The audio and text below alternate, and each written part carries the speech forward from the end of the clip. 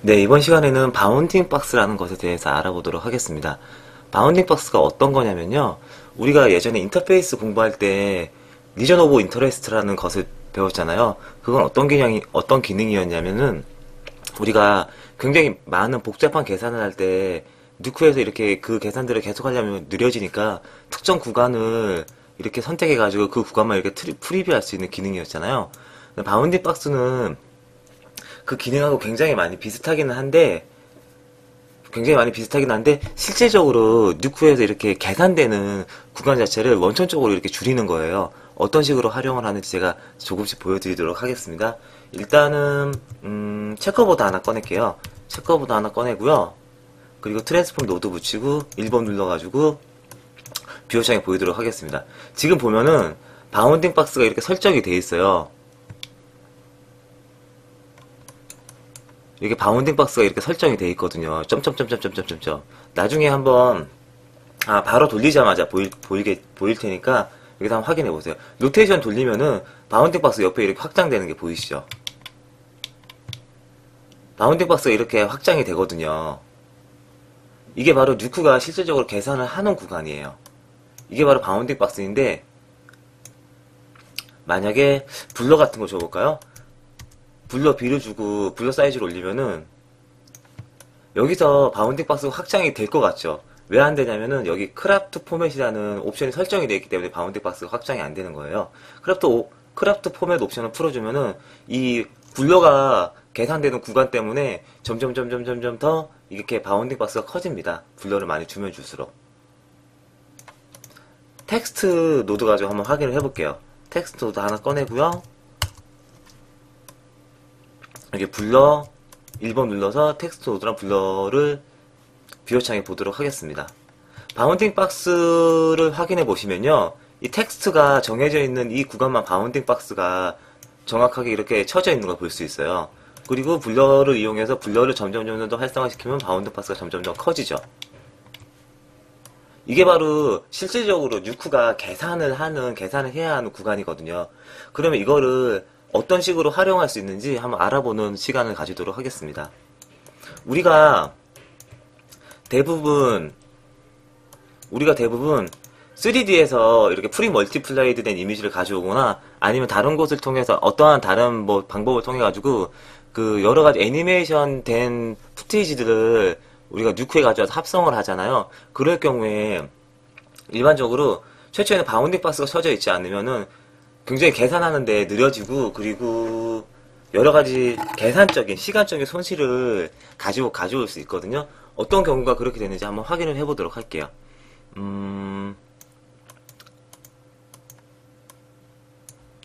일단은요, 블러 탭에 가신 다음에 디포커스 노드를 한번 꺼내 보겠습니다.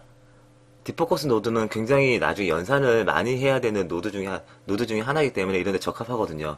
일단은 퀄리티를 100 정도로 주고요.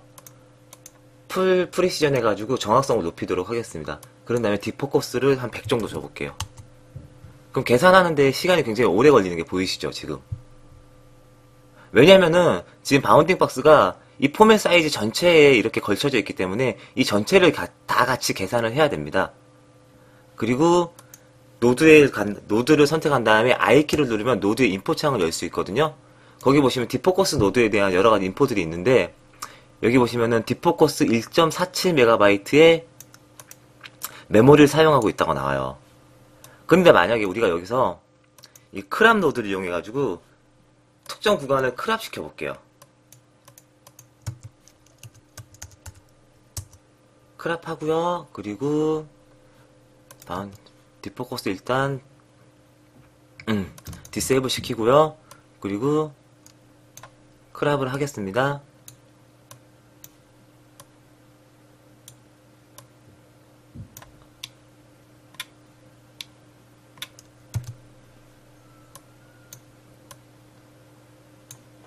게인을 높여가지고 알파 채널의 정확한 구간을 크랍하려고 하는 거예요. 네. 자, 크랍을 하고 디포커스 노를 실행시키면은 디포커스가 굉장히 빨리 실행이 되는 게 보이시죠? 그리고 업데이트를 누르시면은 407KB밖에 메모리를 사용하지 않아요. 이런 식으로 바운딩 박스가 이렇게 쳐져 있잖아요. 이렇게 바운딩 박스를 조절해가지고 실질적으로 연산 속도를 굉장히 빠르게 실행할 수 빠르게 실행할 수 있습니다. 그렇다면 이 바운딩 박스를 어떤 식으로 실제로 활용할 수 있는지 좀 더 다른 팁을 하나 알려드리면요.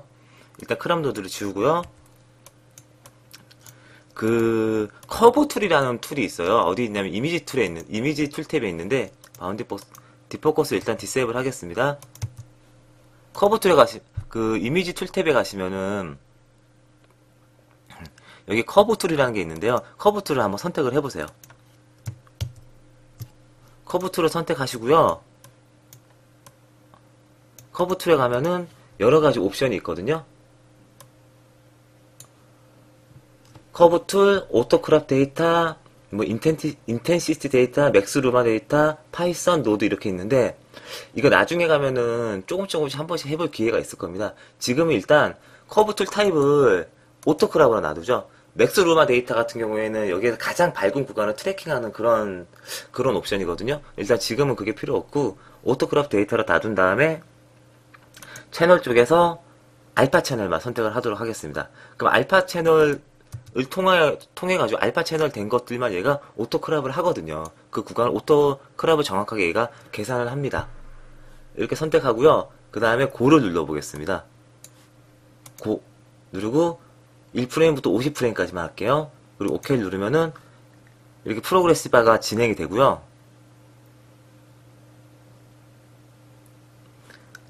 자, 오토크랍 데이터에 가면은 이렇게 키프레임이 크랍된 구간들 따라 이렇게 키프레임이 이렇게 딱딱딱 정확하게 이렇게 키프레임이 생겨요. 애니메이션이.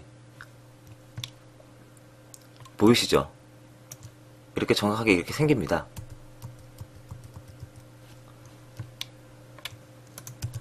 제가 저번 시간에 우리가 애니메이션을 카피하는 법을 배웠잖아요. 자, 여기에 크랍 노드 붙이고 그리고 프리퍼리 창을 2K로 만든 뒤에 Shift 누르고 애니메이션 메뉴 간 다음에 크랍 메뉴 이렇게 카피 딱 하면은 정확히 이 구간이 크랍이 되는 거죠. 참고로 컨트롤 키 누르고 하면 익스프레션이 되잖아요. 그랬을 때는 오토크랍도 지금같이 그 애니메이션 커브 자체를 카피하면은 커브 툴을 지워도 이렇게 상관이 없는데 만약에 익스프레션 하면은 다른 쪽에 이렇게 계속 남겨놔야 되니까 약간 불편한 면이 있습니다. 이런 식으로 우리가 그 크랍을 죄송합니다. 바운딩 박스를 효율적으로 관리하면서 니큐의 그 연산 자체를 굉장히 효율적으로 관리할 수 있어요. 자, 그럼 다른 경우를 한번 알아보도록 하죠.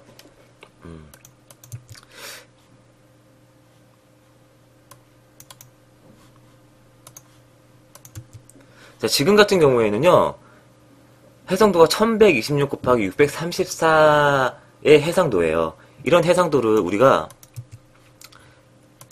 리포맨 노드를 통해 가지고 1024 곱하기 576으로 만든 거거든요. 근데 이런 거는 특별히 이 해상도에 그 중심을 준다기보다는 원래는 이렇게 바퀴까지 이렇게 바운딩 박스가 쳐져 있어요. 바퀴까지 바운딩 박스가 이렇게 있어가지고 이 구간이 유효한 구간인데 죄송합니다. 리포맨 노드를 통해 가지고 이 구간이 이렇게 지금 사라진 거거든요. 그러니까 계산을 딱 포맷에 걸쳐가지고 이렇게 포맷의 구역 안에 딱 그 계산이 정해져 있는 겁니다. 이 계산을 풀고 안 풀고의 옵션은 여기 프리저브 바운딩 박스라는 곳을 클릭하면요. 이렇게 바운딩 박스가 이렇게 그 포맷 바깥까지 이렇게 걸쳐서 이쪽 구간까지 같이 계산을 해요. 경우에 따라서 이렇게 사용하시면 되는데요. 여기에 만약에 제가 로토 페인트를 한번 로토 페인트 노드를 한번 붙여보도록 하겠습니다. 자, 로토 페인트 노드를 붙였죠. 그리고 V키를 누르고 V키나 여기 보면은 베지아 툴이 있어요. 베지아 툴을 선택하고 이렇게 로토를 하나씩 이렇게 그려볼게요. 자, 로토를 그렸을 때 여기 보시면 클립 투 타입이 있거든요. 클립 투. 지금은 포맷으로 설정되어 있죠. 포맷이 무슨 뜻이냐면은 이 해상도의 포맷으로 설정이 되어 있다는 뜻이에요. 해상도의 포맷으로. 그리고 이 아웃풋 채널을 제가 뉴 채널로 새롭게 채널을 만드셔도 되고, 지금 아직 채널을 안 배웠으니까 뎁스, 모션, 포워드, 백워드, 마스크 아무거나 쓰셔도 됩니다. 일단은 저는 뎁스 쓸게요. 지금 그게 중요하지 않으니까. 포맷에 이렇게 걸쳐져 있는데, 그리고 참고로 선택하신 다음에 Z 누르면 이렇게 스무스하게 변해요. 포맷에 걸쳐져 있는데, 이 클립 투 타입을 노클립에 설정을 해놓으면은 이 베지어 툴이 이렇게 선택되는 곳을 전체를 다 계산을 하는 거예요. 한마디로. 포맷에 구별을 받지 않고 베지어 툴을 그리는 구간을 전체적으로 다 계산을 합니다. 이렇게 되면은 만약에 포맷까지만 그 데이터가 필요한데 더 많은 데이터를 요구를 하겠죠. 그리고 비박스 하면요. 이 같은 경우에는 최초에 이 비박스 안에, 바운딩 박스 안에만 계산을 해요. 그래서 실질적으로 여기 뒤에까지 이렇게 간 거는 필요가 없는 구간인 거죠. 이 구간은 여기 안에 있는 비박스만 이렇게 걸쳐서 계산을 하니까요. 그리고 포맷은요, 아까 제일 처음에 기본 옵션이 포맷이었죠. 이 바깥으로 나가도 포맷까지만 이렇게 계산을 합니다. 여기는 이렇게 포맷 아니니까 포맷 바깥으로 나가도요. 그리고 유니온 비박스 포맷은요, 최초에 이 비박스가 이렇게 있었잖아요. 이거랑 포맷하고 플러스 시킨 거예요. 한마디로 그 두 개를 같이 유니온 시킨 겁니다. 플러스 시킨 거고요. 인터섹트 비박스 플러스 포맷은 어떤 거냐면요. 그 비박스하고 포맷하고의 교집합 구간만, 이렇게 교집합 되는 구간만 그렇게 체킹하는 겁니다. 지금 같은 경우에는 이것이 비박스하고도 좀 틀리네요. 비박스가 어차피 바깥 구간까지 다 있으니까. 이런 식으로 관리할 수 있습니다. 그리고요.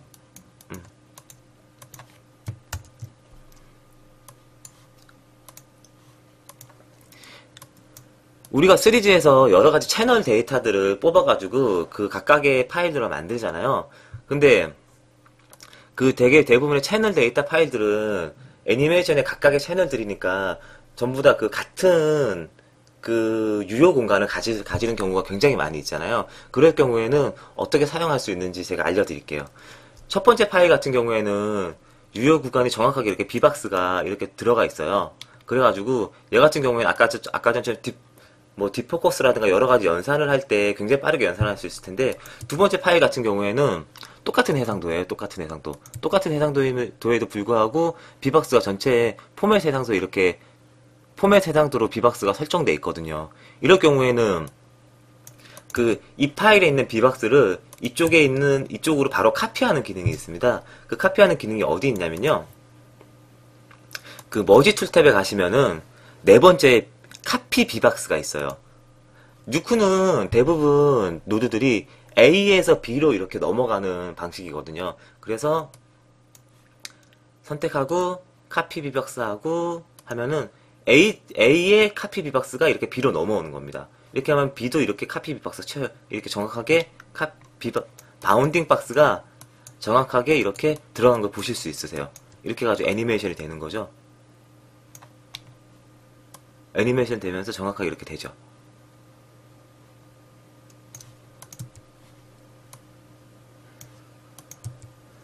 네, 그리고 다른 바운딩 박스 옵션은 어떤 게 있냐면요. 트랜스포머 툴팁에 가시면은 어드저스트 비박스라고 바운딩 박스를 조절할 수 있는 옵션이 있습니다.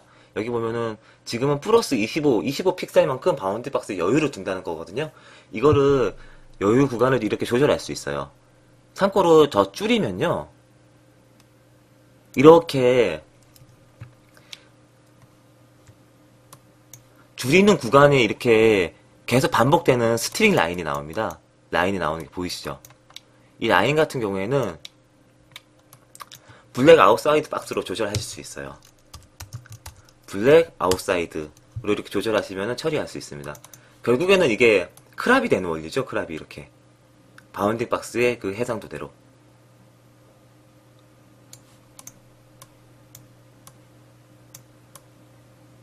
자, 제가 보여드릴게요. 얘네들이 정확히. 자, 이런 식으로 보이시죠? 어드저스트 비박스에서 바운딩 박스를 이렇게 마이너스 70으로 줄이면 이렇게 되고, 다시 블랙 아웃사이드 박스로 이렇게 조절했어요. 이런 식으로 워크플로우로 짤 수 있습니다. 실질적으로 어드저스트 비박스 같은 건 거의 안 쓰잖아요. 저희가 안 쓸 경우가 더 많을 겁니다.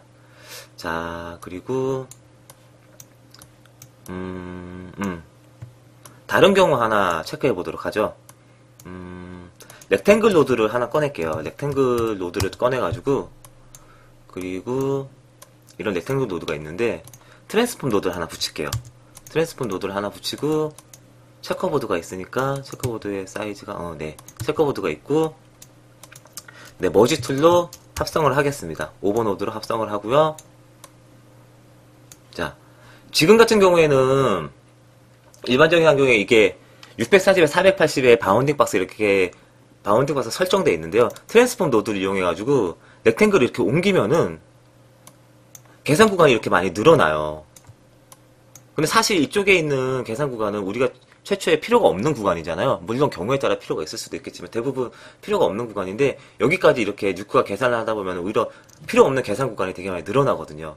오버노드에 가신 다음에 셋 바운딩 박스를 지금 유니온 두 개가 다 두 개 A와 B를 두 개 다 합친 구간을 바운딩 박스로 지금 설정하고 있는 건데 이 구간을 이럴 경우에는 B로 설정을 하시면 돼요.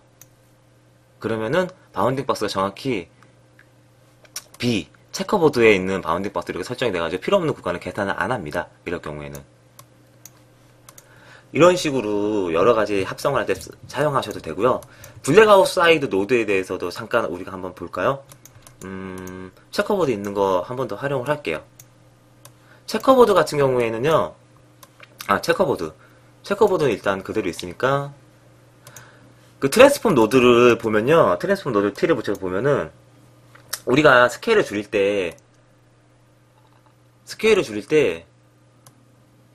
아이고야. 여기 스케일을 줄이잖아요.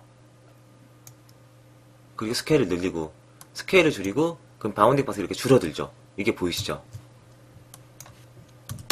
근데 잘 보세요. 여기 보면 바운딩 박스, 우리가 640 곱하기 480의 해상도인데, 641 곱하기 481의 바운딩 박스가 쳐져 있어요.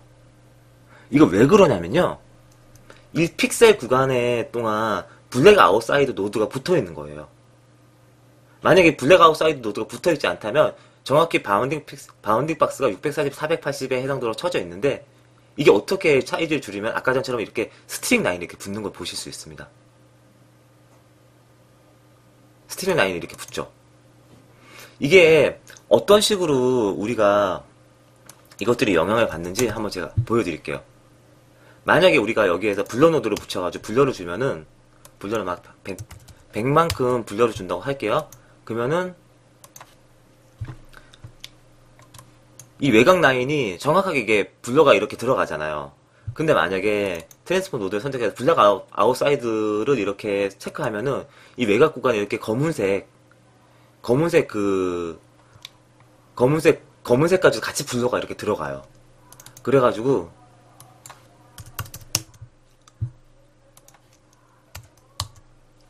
전반적으로 색깔이 이렇게 변해요.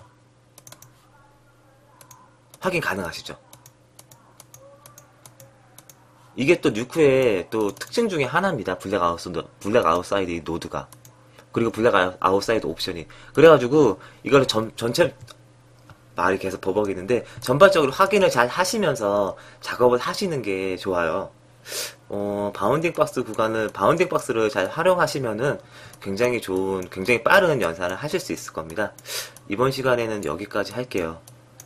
저번 시간, 어저께 그 익스프레션 하면서 너무 제가 늦은 시간에 하는 바람에 피곤해가지고, 그래가지고 오늘은 조금 더 잘 정리된 걸로 하려고 그렇게 했었는데, 아무래도 이것도 계속 정리가 잘 안 되네요. 하나 더 있네요. 계속 잊어버리니까 자꾸 이렇게 잊어버려가지고 요새는 자꾸 이렇게 노드를 이렇게 하나씩 여기 미리 먼저 만들어놔요. 우리가 파일을 잘 보세요. 아까 전에 제가 이렇게 오토크랍을 통해가지고 크랍을 했었잖아요. 제일 처음에 오토크랍을 통해서 크랍을 했었는데 이거 말고도 오토크랍 말고도요. 이 상태에서 바로 라이트 노드를 붙인 다음에 EXR 포맷을 익스포트 할 때 옵션에 보면 오토크랍이 있어요. 이건 EXR에만 있거든요. 이 오토크랍 노드를 통해 가지고 익스포트를 하면은 이런 식으로 바운딩 박스가 들어가가지고 익스포트가 돼요. 오토크랍이 되는 거죠. 한 번씩 해보시면은 바로 확인하실 수 있을 겁니다. 자, 오늘 강의는 여기까지 할게요.